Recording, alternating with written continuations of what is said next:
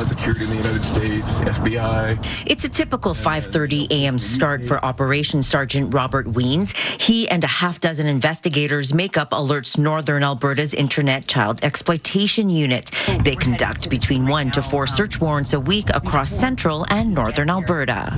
How much time in advance does it take to work on a case like this? I would say typically at least 3 to 4 weeks, sometimes more, like it depends on the complexity of it. And in, I guess, this case specifically, we don't actually know who we're looking for right now.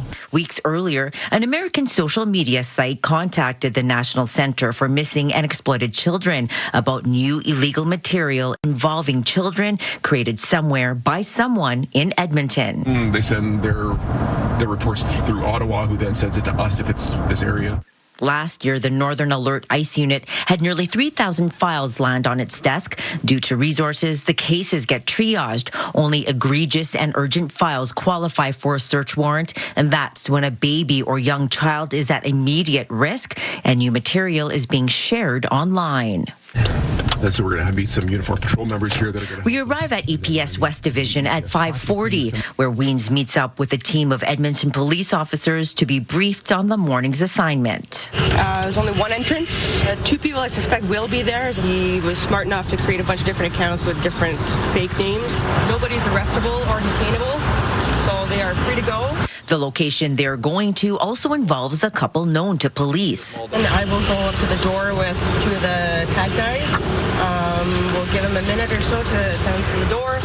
If they don't answer, tactical is going to breach. At 6:05, we drive to the staging location. Some of the people that are associated to the address have a history of some kind of more violence. And so that's why we have the tactical team coming with us today, for sure. At the staging location, the tactical unit preps, which is a couple of blocks away from the suspect's home. Minutes later, we follow them at the end of a police entourage. We aren't allowed to watch them go into the home for security and procedural reasons, but Wiens lets us listen in to his radio to show us how quick things happen. We're just approaching the door. Here it's all inside. Doors open. Sounds like they found a few people in there. They're probably bringing them down to the living room, having them kind of stay put, and then they're searching more detailed through the whole house to make sure there's nobody hidden in there. By 6:25, we are allowed to meet up with the tactical squad, who say there are multiple young children inside. 4 kids, one's a baby. 5 minutes later, the home is secured and the tactical squad is no longer needed. See, buddy? Family and Children's Services is notified. If no evidence is found, police are unable to tell them to remove the children from the home. It is then up to Family and Children's Services on what to do next. We walk up to the home, but we're not allowed in.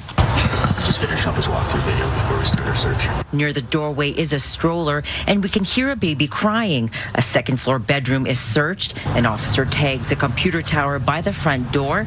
Wiens takes notes and says during search warrants, all electronic devices inside need to be confiscated. At 7:05, the first few items are brought into Myrtle. It's Northern Ice's new mobile evidence recovery technology lab. It allows forensic technicians to go through devices right away on site. It saves the amount of devices we'll bring back to the office. Instead of bringing back like 30 or 40, we might bring back 5. There's more people than we expected.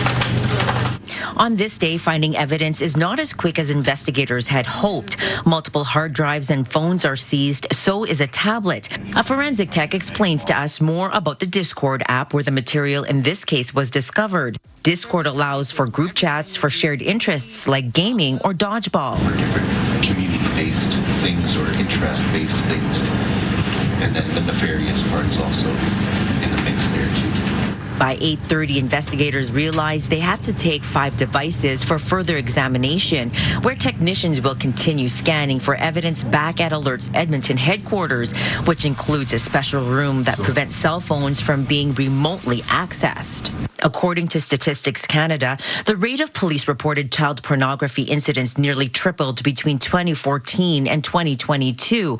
Alert ICE deals with cases ranging from accessing or making child pornography, child luring over the internet, voyeurism of victims under 18, and the child sex trade. In Alberta last year, nearly 5,400 files were started with the ICE team, which led to 131 people charged with 564 offenses.